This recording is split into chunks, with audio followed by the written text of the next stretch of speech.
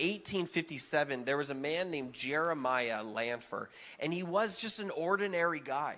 He wasn't a pastor. He wasn't trained. He didn't have a degree in theology. He just worked in New York. But he had a broken heart for people in New York. He just saw how lost it was.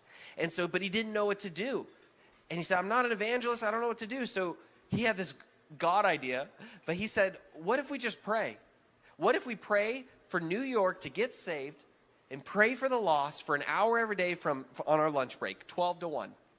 And so he did, and he printed up these little flyers and he passed them out. Come to the prayer meeting, we're just going to pray for the lost of New York. And no one came.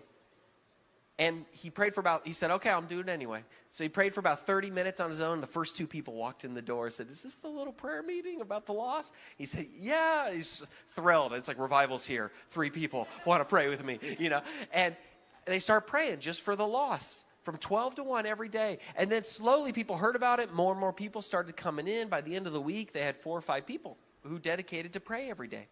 And then it began to grow more and more and more. And about the end of the month, they had about 30-something people. They had to move into a bigger building, like a sanctuary at a church, took them in to pray and do intercession every day. And then other churches started to hear about it, and they said, we need to call our people to pray as well for the lost of New York. And it kept growing like this. Almost this underground prayer movement thing was happening.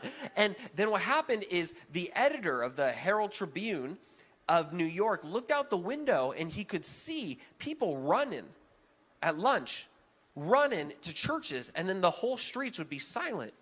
And he said, where are they all going? Usually New York's like moving, hustling, bustling, right? And they were all gone. And he said, what's going on? So he sent one of his reporters, go into all those churches, figure out how many people are doing and what are they doing. And he sent them the reporter came back. And he said, there's currently 15,000 people every day praying in the churches for the lost of New York to get saved. And the editor said, he put it on the front page of the newspaper, he said, revival hits New York. And that told everyone else. And then they all started to want to pray. And then it grew to 40,000 people every day would on their lunch break. The bosses started ending lunch 5 minutes or ending work 5 minutes earlier, 11:55, to give them time to run to the prayer meeting. And they'd go and they'd pray and then they'd come back to work. Just normal, everyday people praying for the lost of their city. Word got out when that newspaper story broke, and Chicago heard about it and they started doing it. And other cities started here. Even Los Angeles heard about it, and they started doing it. And around the nation, from 12 to 1, just everyday Joe people would stop everything and pray for the lost to get saved in their city. And we actually have really accurate records from that time where the churches really kept track of who came in, who got saved for the first time, who got baptized. And at the end of the year, they looked back, and in 1 year, 1 million people got saved. People who weren't the intercessors, who went from lost to confessing Christ, getting baptized, getting plugged in church, getting saved. 1 million people get saved.